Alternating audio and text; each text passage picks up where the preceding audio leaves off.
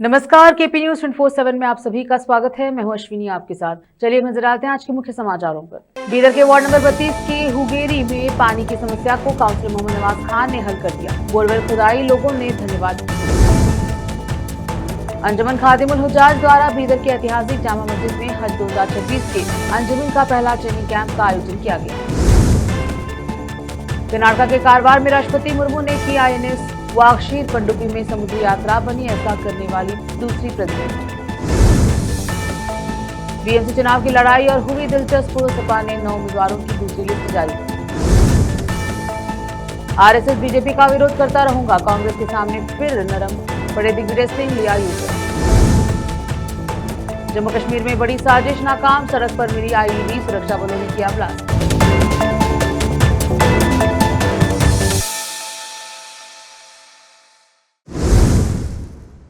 अब समाचार विस्तार से। बीदर के वार्ड नंबर 32 के हुगेरी में कई दिनों से पानी की समस्या थी, जिससे स्थानीय लोग परेशान थे। इस समस्या को लेकर स्थानीय लोगों ने वार्ड नंबर 32 के काउंसिलर मोहम्मद नवाज खान से इस समस्या को हल करने का अनुरोध किया था, जिस पर मोहम्मद नवाज खान ने यहां पर बोरवेल की व्यवस्था करवाई। यहां पर मोहम्मद नवाज खान ने बोरवेल खुदवाया और यहां की जनता की समस्या दूर की। इस अवसर पर स्थानीय लोगों ने मोहम्मद नवाज खान का धन्यवाद व्यक्त किया और बिजली और सड़क की समस्या को हल करने का अनुरोध किया, जिस पर मोहम्मद नवाज खान ने उन्हें यकीन दिलाया कि वह इन समस्याओं को भी हल कर देंगे। इस अवसर पर हुगेरी के सभी निवासियों की ओर से नागशेट्टी भूरे ने वार्ड नंबर 32 के काउंसिलर मोहम्मद नवाज खान का सम्मान किया और उनकी प्रशंसा की। केपी न्यूज के कैमरामैन महेश डी का कवरेज। नागशेट्टी भूरे अंतೇಳಿ ವಾರ್ಡ್ ನಂಬರ್ 32 ನಮ್ಮ ನವಾಜ್ ಭಾಯ್ ಅವ್ರ ಕೌನ್ಸಿಲರ್ ಯಾವುದೇ ಕೆಲಸ ಇರಲಿ ಏನೇ ಇರಲಿ ಯಾವಾಗಲೂ ಇಲ್ಲ ಅಂದಿಲ್ಲ. ಈಗ ನಾ ಕೇಳಿದ ತಕ್ಷಣನೇ ಸಡನ್ಲಿ ಒಂದೇನದಂದ್ರೆ ಬೋರ್ ಕೇಳಿದೆವು. ಈಗ ಬೋರಿಗೆ ಆಲ್ರೆಡಿ ಬಂದದ, ಇಲ್ಲೆಲ್ಲದ ನೋಡ್ರಿ ಬೋರು ಎಲ್ಲ ಹೆಣ್ಮಕ್ಳನ್ನ ಕರ್ಕೊಂಡು ಹೋಗಿದ. ಅವ್ರು ಮಾತು ಕೊಟ್ಟಿದ್ದಕ್ಕೆ ಮಾತು ಮರ್ತಿಲ್ಲ. ಅದು ಮಾತಿನ ಪ್ರಕಾರ ಇವತ್ತು ಬೋರ್ ಅಂದ್ರೆ ಬೋರ್ ಬಂತು. ಆ ರೋಡಿಗೆ ಭೀ ಏನದಂತಂದ್ರೆ ಮನ್ನ ಸಮಸ್ಯೆ ಇತ್ತು, ಕೆಸರದು ಇತ್ತು. ಅದಕ್ಕೆ ನಾ ಹೇಳ್ದೆ ಸಾಬ್ರಿಗೆ, ಒಂದು ಲೋಡು ಚಿವರಾದು ಹಾಕ್ಸ್ರಿ, ಜರ ಹೋಗ್ಲಿಕ್ಕೆಲ್ಲ ಸಮಸ್ಯೆ ಅದ, ದೇವಿ ಇದು ಬರ್ತದೆ ಅಂತಂದ್ರೆ. ಮತ್ತು ಅವಾಗಿಂದ ಫರೀದಿಗೆ ಹೇಳಿ ಒಂದು ಗಾಡಿ ಅವಾಗಿಂದ ಇದು ಕಳಿಸಿದ್ರು. ಮತ್ತು ಮುಂದೆ ಬರೋಂಥ ದಿನಗಳಲ್ಲಿ ಅಲ್ಲೊಂದು ಹ್ಯಾಲೋಜನ್ ಹಾಕ್ಸಿನಿ ಅಂತಾರೆ. ಹಾಂ, ನಿಮ್ಮ ಮನೆ ಮುಂದಿನ ಅದೇ ಈಗ ಸದ್ಯ ಏನದಂತಂದ್ರೆ ನೀವು ಯಾವ್ದು ಭೀ ಒಂದು ಪ್ರಾಬ್ಲಮ್ ಇದ್ದೀರ ನೋಡ್ರಿ, ಒಂದು ತಕ್ಲೀಫ್ ಇದ್ರೆ ನಾವು ಹೇಳೋರಿ ಅವ್ರಿಗೆ ಇನ್ನೂ ಗೊತ್ತಾಯ್ತದ, ಇಲ್ಲಾಂದ್ರೆ ಅವ್ರಿಗೆ ಎಲ್ಲಿ ಗೊತ್ತಾಯ್ತದ. ನೀವು ಭೀ ಎಲ್ಲರೂ ಒಂದು ಮೀಟಿಂಗ್ ಮಾಡಿ ಅವ್ರ ಬಲ್ಲಿ ಹೋಗ್ಬೇಕು, ಏನೇ ಕೇಳಬೇಕು, ಏನೇ ಇರಲಿ ಸಮಸ್ಯೆ, ಅಂತ ಸಮಸ್ಯೆದಾಗ ಅವ್ರಿಗೆ ಹೇಳೋರು ಏನದಂತಂದ್ರೆ ಗೊತ್ತಾಯ್ತದ. ಈಗ ನಾವು ಇಲ್ಲೇ ಪಂಚಾಯತ್ ಕಟ್ಟಿ ಮೇಲೆ ಕುಂತು ಪಂಚಾಯತಿ ಮಾಡ್ರೆ ಅವ್ರಿಗೆ ಏನು ಭೀ ಗೊತ್ತಾಗಲ್ಲ. ಈಗ ಅವತ್ತು ನಾವು ಎಲ್ಲರೂ ಕಲ್ತು ಹೋಗಿದ್ದೇವು, ಚಾಯ್ ಕುಡಿದ್ರು, ನಮಗೆಲ್ಲ ಇದು ಮಾಡಿದ್ರು. ಒಂದು ನಾವು ಕೇಳಿನಂತ ಇವತ್ತು ಅದು ಏನು ಭೀ ಕೇಳಿದೆ ಬಂದದ ಬೋರು ನೀವು ಎಲ್ಲರದು ಎಲ್ಲಿ ಮನ್ಸದ ಅವ್ರು ಒಳ್ಳೆ ಹಾಕ್ಲತ್ತಾರ. ಏನ್ ನಮ್ಮ ಮನೆ ಮುಂದೆ ನಿಮ್ಮ ಮನೆ ಮುಂದೆ ಅಂತಿಲ್ಲ, ಎಲ್ಲರಿಗೂ ಒಂದು ಸೌಲಭ್ಯ ಕಡೆಯಿಂದ ಸಾರ್ವಜನಿಕರು. ಮತ್ ಈ ಬೋರ್ನು ಏನದಂತಂದ್ರೆ ಕೆಳ ಮಾಡಿಸ್ಕೊಡ್ತೇನೆ. ನವಾಜ್ ಭಾಯ್ ಯಾವತ್ತಿಗೆ ಭೀ ಇವತ್ತಿನ ತನಕ ಯಾರು ಹೋದ್ರು, ಒಂದು ಹುಡುಗ ಹೋದ್ರು ಇಲ್ಲ ಅಂದಿಲ್ಲ. ನಾವು ಒಂದು ಗಣಪತಿ ಪಟ್ಟಿಗೆ ಹೋದ್ರು ಪಾಪ ಅವ್ರು ಇವತ್ತಿಗೆ ಭೀ 11,000 ರೂಪಾಯಿ ನಮ್ಗೆ ಚಂದ ಬರ್ದಾರ. ಯಾವನು 11,000 ರೂಪಾಯಿ ಚಂದ ಬರ್ದಾರ. ನೀವು ಯಾವುದೇ ಫಂಕ್ಷನ್ ಕೇಳ್ರಿ, ಗರೀಬರು ಇರಲಿ ಸಾವುಕಾರ ಇರಲಿ, ಅವ್ರಿಗೇನು ಹಿಂಗೆ ಸಿಟ್ಟಂತಿಲ್ಲ, ಎಲ್ಲರ ಬಲ್ಲಿ ಬರ್ತಾರೆ ಅವ್ರು. ನಮ್ಗೆ ಮತ್ತು ಹಿಂಗ ಕೌನ್ಸಿಲರ್ ಬೇಕಂತ ಎಲ್ಲರೂ ಬೇಡ್ತಾರೆ. ಅದಕ್ಕೆ ಅವ್ರು ನಮ್ಗೆ ಸಿಕ್ಕ್ಯಾರ, ನಮ್ಮ ಪುಣ್ಯ ಅದ, ನಮ್ಮ ಪುಣ್ಯ ಅದ. ಹಾಂ, ಅವ್ರು ಸಿಕ್ಕ್ಯಾರ ಭೀ ನಮ್ಮ ಪುಣ್ಯ ಅದ. ಅವ್ರಿಗೆ ಕನ್ನಡ ತಿಳಕಿಲ್ಲ, ಹೇಳ್ತೀನಿ. ನೀವೇನ್ರ ಮಾತಾಡೋದಿದ್ರು ಭೀ ನೀವು ಹೇಳ್ಬೋದು. ಎಲ್ಲ ಕೊಡ್ಲತ್ತಾರ. ಈಗ ಸದ್ದ ನಮ್ಮ ಮನೆ ಮುಂದೆ ಏನದ ಅಂದ್ರೆ ಓಡಾಡ್ಲಕ್ ನಮ್ಗೆ ರೋಡ್ ಇಲ್ಲ. ಈ ಊರ್ ತುಂಬಾ ರೋಡ್ ಇದ್ರೆ ಏನ್ ಬಂತ ನಮ್ಗೆ ಓಡಾಡ್ಲಕ್ಕಿಲ್ಲ. ನಮ್ ಮೊದ್ಲೇ ಟೊಂಕ ಎಲ್ಲ ಕಾಲಿಲ್ಲ, ನೀವು ತೋರಿಸ್ತೀರಿ ಸರ್. ವಾರ್ಡ್ ನಂಬರ್ 32 ನಮ್ಮ ಕೌನ್ಸಿಲರ್ ಆದಂಥ ಶ್ರೀಮಾನ್ಯ ನವಾಜ್ ಖಾನ್ ಅವರು ನಮ್ಮ ಊರಿಗೆ ಎಲ್ಲ ಸವಲತ್ತುಗಳನ್ನು ಮಾಡಿಕೊಡ್ತಾ ಇದ್ದಾರೆ. ಹಾಗೂ ಥೋಡೆ ನೀರಿನ ಸಮಸ್ಯೆ ಇತ್ತು, ಅದು ಕೂಡ ಮಾಡಿಕೊಡ್ತಾ ಇದ್ದಾರೆ. ಹಾಗೂ ಒಂದು ಥೋಡೆ ಲೈಟಿನ ಸಮಸ್ಯೆ ಭೀ ಇದೆ, ಅದು ಪರಿಹಾರ ಮಾಡಿಕೊಡ್ತಾರೆ ಅಂತ ನಂಗೆ ಭರವಸೆ ಇದೆ. ನಮ್ಮ ಊರಿಗೋಸ್ಕರವಾಗಿ ಅವರು ಸ್ವತಃ ಯಾವುದೇ ಕೆಲಸ ಇದ್ದು ಹೋದರೂ ಮಾಡಿಕೊಡ್ತಾರೆಂಬ ಭರವಸೆ ಒಂದು ನಮ್ಮಲ್ಲಿ ಇದೆ. ಆದ ಕಾರಣ ಯಾವುದೇ ಸಮಸ್ಯೆ ಇದ್ದರೂ ಭೀ ಬಂದು ಅವರು ಪರಿಹಾರ ಕೊಡುವಂಥ ಒಂದು ಆಶ್ವಾಸನೆ ಕೊಡ್ತಾರೆಂಬುದು ಒಂದು ನಂಬಿಕೆ ನನಗೆ ಇದೆ. सबको आज हुगेरी में सबको नमस्ते और आदाब। आज इनको प्रॉब्लम था पानी का, बहुत दिनों से आके बोल रहे थे मेरे को, 1-1.5 महीना पहले आए थे। वो टेंडर में डाल के आज पास करके काम हो गया। हमारे एमएलए साहब का भी शुक्रिया अदा करता हूं, जो रहीम खान साहब, वो जो टेंडर पास करे हैं, जो काम कराए हैं। और हमारे सेकंड काउंसलर नाग शेट्टी भूरे, यहाँ के हुगेरी के काउंसलर हैं इन्हों, मैं इनका भी शुक्रिया अदा करता हूँ। सेकंड है हमारे बाद इनुच है यहाँ के और पूरे लेडीज और जेंट्स का सबका मैं शुक्रिया अदा करता हूँ। जय हिंद, जय कर्नाटक। हज 2026 के अंजुमन का पहला ट्रेनिंग कैंप बीदर शहर के ऐतिहासिक जामा मस्जिद में आज रविवार को सुबह 10 बजे शुरू हुआ। हर साल की तरह इस साल भी 2026 के लिए ट्रेनिंग कैंप का अंजुमन खादिमुल हुज्जाज द्वारा शहर की जामा मस्जिद में रखा गया। कैंप के दौरान बीदर जिले से हज 2026 के अंजुमन को हज के दौरान क्या करना चाहिए और क्या नहीं करना चाहिए, उलमा इकराम, मुफ्ती इकराम और एक्सपर्ट द्वारा बताया गया। इस कैंप में पुरुष व महिला अंजुमन बड़ी संख्या में मौजूद रहकर ट्रेनिंग का लाभ उठाया। इन अंजुमन के लिए हज की यात्रा पर जाने तक इस प्रकार के ट्रेनिंग कैंप का आयोजन किया जाता रहेगा।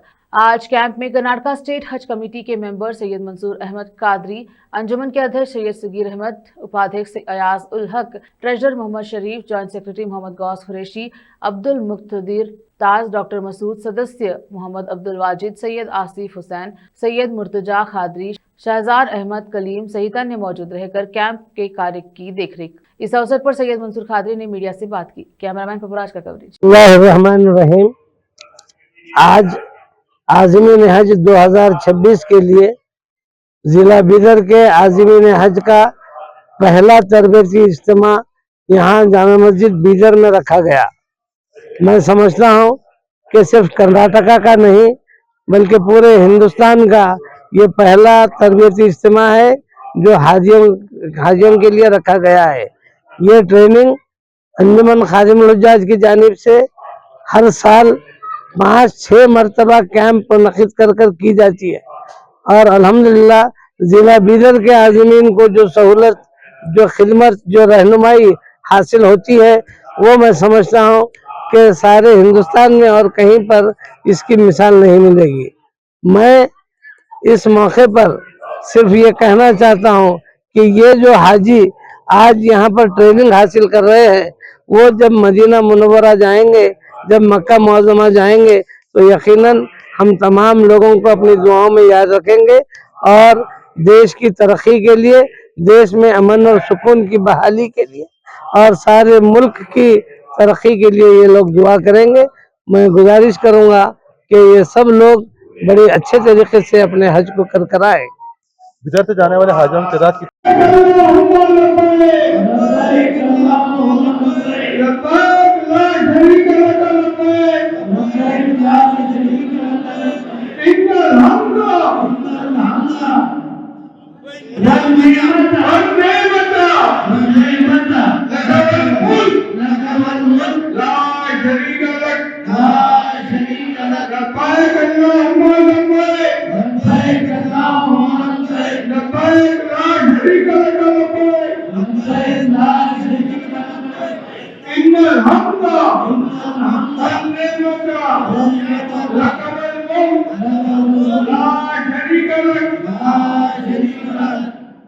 وأقيموا الحج والعمرة لله وقال تعالى الحج أشهر معلومات فمن فرض فيهن الحج ولا رفث ولا فسوق ولا جدال في الحج صدق الله العظيم السلام عليكم ورحمة الله وبركاته। माफी चाहता हूँ, थोड़ी ताखीर हो गई, गुलबर्गे से आने में आप तक के पहुँचने में थोड़ी ताखीर हो गई, माफी चाहता हूँ। दुआ फरमाएं कि अल्लाह ताला इस कम वक्त में वहाँ की पूरी हाजिरी से लेकर वापसी तक के पूरे बातें आ जाएं, अल्लाह वक्त में बरकत दे दे। आप लोग तवज्जो के साथ इंशाअल्लाह उम्मीद है सुनेंगे।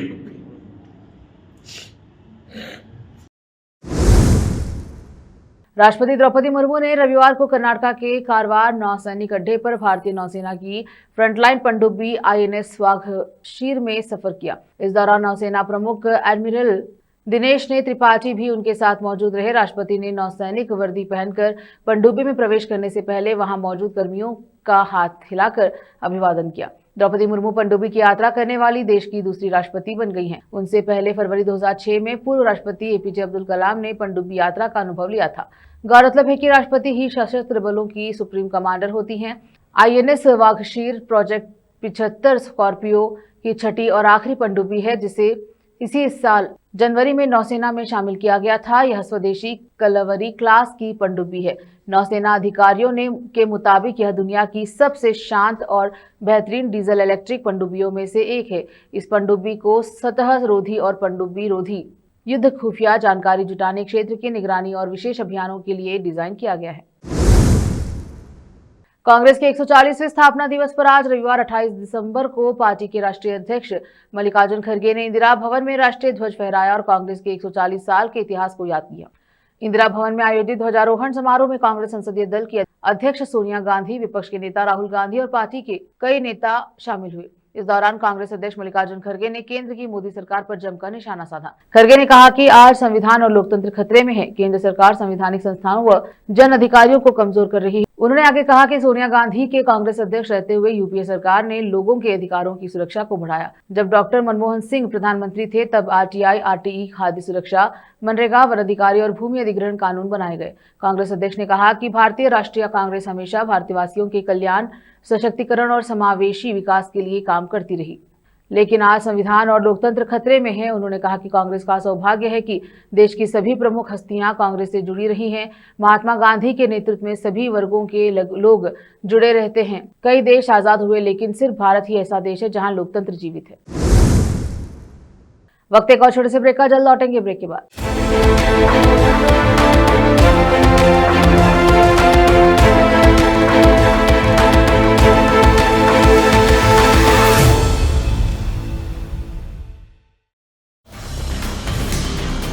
हिंदुस्तान के हर कोने में हम हैं मौजूद।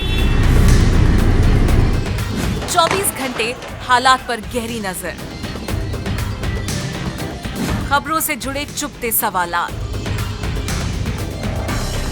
और आपको दिखाता है धार्मिक, सामाजिक, राजनीतिक,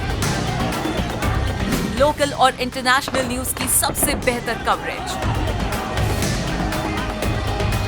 जो आपको रखती है हर पल बाखबर। देश और दुनिया भर की खबर के लिए देखते रहें KP News 24/7। Noor education trust Bidar की ओर से चलाया जाने वाला नूर एमएड और BEd college Bidar, recognized by NCTE Delhi, affiliated to Bidar University, Bidar. Admissions open for the academic year 2025 to 26.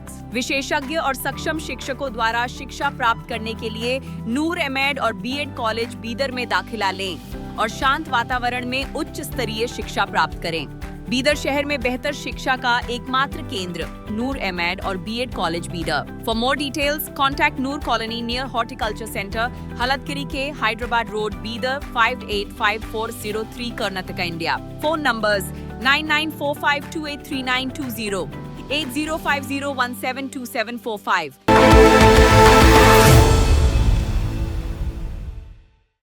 लेते हैं छोटा सा ब्रेक, जल्द लौटेंगे ब्रेक के बाद। समाजवादी पार्टी ने रविवार को आगामी बृहद मुंबई नगर निगम BMC चुनाव के लिए अपनी दूसरी सूची जारी की है। इस सूची के विभिन्न वार्डों से 9 उम्मीदवारों के नाम शामिल किए गए हैं। अब तक पार्टी 30 उम्मीदवारों के नाम की घोषणा कर चुकी है। यह सूची समाजवादी पार्टी के मुंबई प्रदेश अध्यक्ष मिराज सिद्दीकी ने जारी की है, जिसमें कहा गया है कि महाराष्ट्र प्रदेश अध्यक्ष अबू आजिम आजमी के निर्देश अनुसार आगामी मुंबई महानगर पालिका चुनाव में समाजवादी पार्टी की ओर से चुनाव लड़ने वाले उम्मीदवारों की यह दूसरी सूची घोषित की जा रही है। पार्टी जल्द ही उम्मीदवारों की सूची जारी करेगी और मुंबई के सभी वार्डों में पूरी ताकत से चुनाव लड़ेगी। दूसरी सूची में शामिल उम्मीदवारों के नाम और उनके वार्ड इस प्रकार हैं। वार्ड 49 से सुनैना कुलदीप लाल विश्वकर्मा, वार्ड 48 से मोहम्मद इस्माइल शेख, वार्ड 145 से रुखसाना बानो मोहम्मद इब्राहिम, वार्ड 147 से राजश्री दशरथ लोखंडे और वार्ड 163 से यूसुफ जहां अयूब खान को उम्मीदवार बनाया गया है। इसके अलावा शेख तबस्सुम हारून को वार्ड 167 से, मोहम्मद कुरैशी शकील मोहम्मद अमीन कुरैशी को वार्ड 207, सीमा इमरान मुल्ला को वार्ड 209, जबकि जाकिर हुसैन मूसा हबिया वार्ड 223 से चुनाव मैदान में खड़ा किया गया। महाराष्ट्र के शहजानी औराद में आत्महत्या से मृत मुस्लिम युवक के परिजनों से मजलिस इत्तेहादुल मुस्लिमीन MIM के नेता मोहसिन खान ने मुलाकात कर उन्हें सांत्वना दी। उन्होंने परिवार को भरोसा दिलाया कि इस कठिन समय में वे और उनकी पार्टी पूरी मजबूती के साथ पीड़ित परिवार के साथ खड़ी है। मोहसिन खान ने प्रशासन से इस मामले में दोषियों के खिलाफ कठोर से कठोर कार्रवाई की मांग की है। उन्होंने कहा कि वे हर सामाजिक, शैक्षणिक और मानवीय मुद्दे पर लगातार आवाज उठाते रहे हैं। जब भी कहीं अन्याय होता है वे किसी न किसी माध्यम से उस मुद्दे को उठाकर पीड़ितों को न्याय दिलाने का प्रयास करते हैं। आज इसी क्रम में और आज शाहजनी पहुंचे, जहां उन्होंने मृतक के परिजनों से मुलाकात कर उन्हें ढांढस बंधाया और स्पष्ट शब्दों में कहा कि हम आपके साथ हैं और आपको न्याय दिलाने की लड़ाई आखिरी दम तक लड़ते रहेंगे। इस अवसर पर MIM के कार्यकर्ता के साथ अन्य सामाजिक संगठनों के कार्यकर्ता भी बड़ी संख्या में मौजूद रहे। साथ ही सामाजिक क्षेत्र में लंबे समय समझदारी और निष्पक्षता के साथ काम करने वाले वरिष्ठ एवं सम्मानित सामाजिक व्यक्तित्व भी मोहसिन खान भी के साथ उपस्थित रहे। सभी ने एकजुट होकर पीड़ित परिवार को न्याय दिलाने की मांग की, प्रशासन से निष्पक्ष जांच की अपील की है। मोहसिन खान ने कहा कि ऐसी घटनाएं समाज के लिए गंभीर चिंता का विषय है और प्रशासन की जिम्मेदारी है कि दोषियों को सख्त सजा देकर पीड़ित परिवार को न्याय दिलाए, ताकि भविष्य में इस तरह की घटनाओं की पुनरावृत्ति न हो। नौशाद कासमी की रिपोर्ट। औराद शहाजानी येथे इम्रान बेलूर या युवकानं 2 दिवसापूर्वी गळफास घेऊन आत्महत्या केली।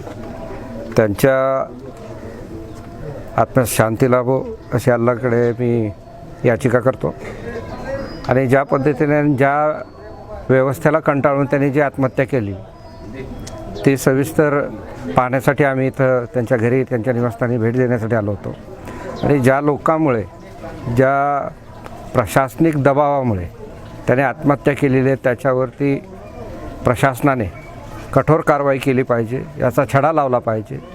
वारंवार त्याला होणारा त्रास, वारंवार त्याला केलेलं टॉर्चर हे एक प्रकारची मॉब लिंचिंगच आहे। त्याच्यामुळे माझी विनंती संबंधित पोलीस प्रशासनाला आहे, शासनाला आहे की जे संबंधित गुन्हेगार असतील त्यांच्यावरती कठोर कारवाई करावी आणि त्यांना न्याय देण्यात यावा अशी माझी विनंती प्रशासनाला। लातूर में माई फाउंडेशन के प्रतिनिधि मंडल ने महाराष्ट्र के पूर्व कैबिनेट मंत्री तथा लातूर के विधायक अमित विलासराव देशमुख से शिष्टाचार भेंट की। यह मुलाकात सौहार्दपूर्ण वातावरण में हुई, जिसमें फाउंडेशन द्वारा समाज हित में किए जा रहे कार्यों और आने वाले समय में शुरू किए जाने वाले नए सामाजिक प्रकल्पों पर विस्तार से चर्चा की गई। भेंट के दौरान माई फाउंडेशन द्वारा प्रस्तावित medical counselling app and helping centre को लेकर विस्तृत जानकारी दी गई। इस सेंटर के माध्यम से जरूरतमंद गरीब और असहाय मरीजों को सही चिकित्सा, मार्गदर्शन, स्वास्थ्य परामर्श तथा आवश्यक आर्थिक सहायता उपलब्ध कराई जाएगी। साथ ही सरकारी स्वास्थ्य योजनाओं का लाभ आम नागरिकों तक प्रभावी ढंग से पहुंचाने के लिए आवश्यक सहयोग और मार्गदर्शन पर भी विचार विमर्श किया जाएगा। पूर्व कैबिनेट मंत्री एवं विधायक अमित विलासराव देशमुख ने माई फाउंडेशन के नव युवक कार्यकर्ताओं द्वारा टीम भावना के साथ किए जा रहे सामाजिक कार्यों की सराहना की। उन्होंने फाउंडेशन के प्रयासों को समाज के लिए उपयोगी बताते हुए प्रतिनिधिमंडल को बधाई और शुभकामनाएं दी। साथ ही उन्होंने आश्वासन दिया कि जनसेवी प्रकल्प को सफल बनाने के लिए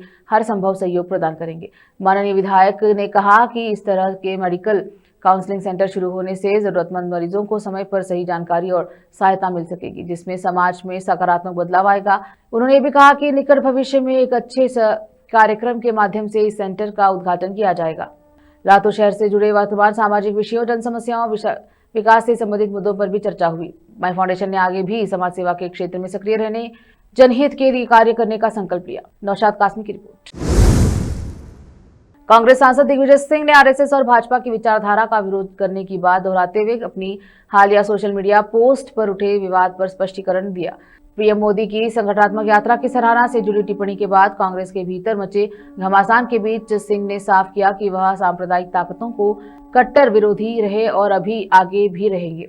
शनिवार को कांग्रेस कार्य समिति सीडब्ल्यूसी की बैठक से पहले दिग्विजय सिंह ने वर्ष 1996 की एक तस्वीर साझा की, जिसमें प्रधानमंत्री मोदी वरिष्ठ भाजपा नेता LK अडवाणी के साथ नजर आ रहे हैं। पोस्ट में उन्होंने आरएसएस भाजपा की संगठनात्मक क्षमता का उल्लेख किया। जिसे पार्टी के भीतर कई लोगों ने नेतृत्व को संदेश देने के तौर पर देखा। रविवार को सिंह ने स्पष्ट किया कि उनकी टिप्पणी का आशय भाजपा या आरएसएस की विचारधारा का समर्थन नहीं। उन्होंने कहा कि उनकी विचारधारा का विरोध करता हूं, लेकिन हर संगठन को मजबूत होना चाहिए। महात्मा गांधी के हत्यारे नाथूराम गोडसे के साथ आरएसएस संबंध का जिक्र करते हुए सिंह ने गांधी के हत्यारे से कुछ भी सीखने की जरूरत नहीं है। अब वक्त एक छोटे से ब्रेक का, जल्द लौटेंगे ब्रेक के बाद। हिंदुस्तान के हर कोने में हम हैं मौजूद। 24 घंटे हालात पर गहरी नजर, खबरों से जुड़े चुपते सवालात, और आपको दिखाता है धार्मिक, सामाजिक, राजनीतिक, लोकल और इंटरनेशनल न्यूज की सबसे बेहतर कवरेज, जो आपको रखती है हर पल बाखबर। देश और दुनिया भर की खबर के लिए देखते रहें केपी न्यूज 24/7। ब्रेक के बाद स्वागत है आपका, देखते हैं समाचार।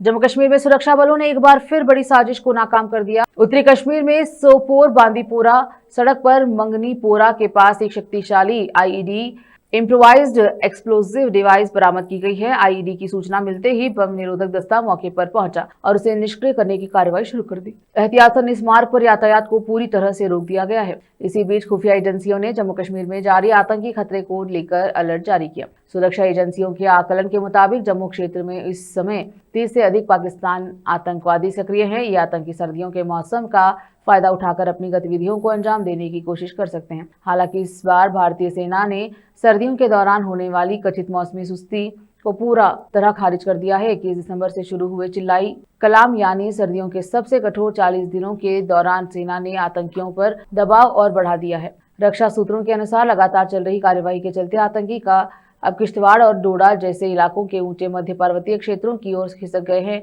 जहां आम नागरिक की आवाजाही बेहद कम है।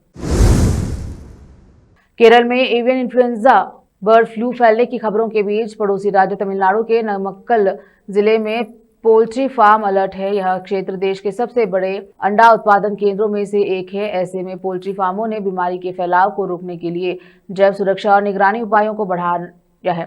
नमक्कल में करीब 1500 पोल्ट्री फार्म हैं, जो कई भारतीय राज्यों और विदेशों के बाजार में अंडे सप्लाई करते हैं। भारत की पोल्ट्री इंडस्ट्री में जिले की अहम भूमिका को देखते हुए अधिकारी और पोल्ट्री किसान कोई जोखिम नहीं लेना चाहते। तमिलनाडु सरकार ने अंतर्राज्यीय बॉर्डर पर निगरानी बढ़ाई। इसके अलावा पोल्ट्री ट्रांसपोर्ट गाड़ियों की जांच की जा रही है और फार्मों में स्वास्थ्य निगरानी को सख्त कर दिया गया।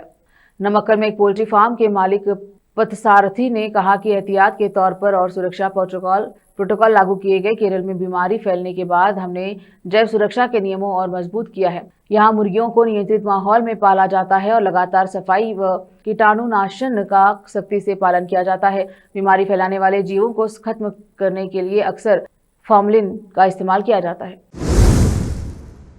आखिर में फिर एक बार देखते हैं मुख्य समाचार। बीदर के वार्ड नंबर 32 के हुगेरी में पानी की समस्या को काउंसिलर मोहम्मद नवाज खान ने हल कर दिया। बोरवेल खुदाई लोगों ने धन्यवाद।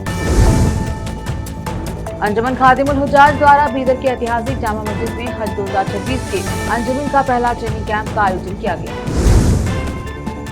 कर्नाटक के कारवार में राष्ट्रपति मुर्मू ने की INS वागशीर पनडुब्बी में समुद्री यात्रा, बनी ऐसा करने वाली दूसरी प्रेसिडेंट। BMC चुनाव की लड़ाई और हुई दिलचस्प, सपा ने 9 उम्मीदवारों की दूसरी लिस्ट जारी। RSS बीजेपी का विरोध करता रहूंगा, कांग्रेस के सामने फिर नरम पड़े दिग्विजय सिंह, लिया यूजर।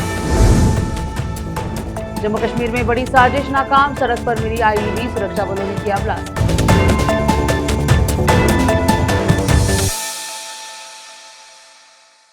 केपी न्यूज के बुलेटिन में अब तक इतना ही। देश विदेश और स्थानीय समाचारों के लिए चैनल को लाइक, शेयर, सब्सक्राइब जरूर करें। धन्यवाद।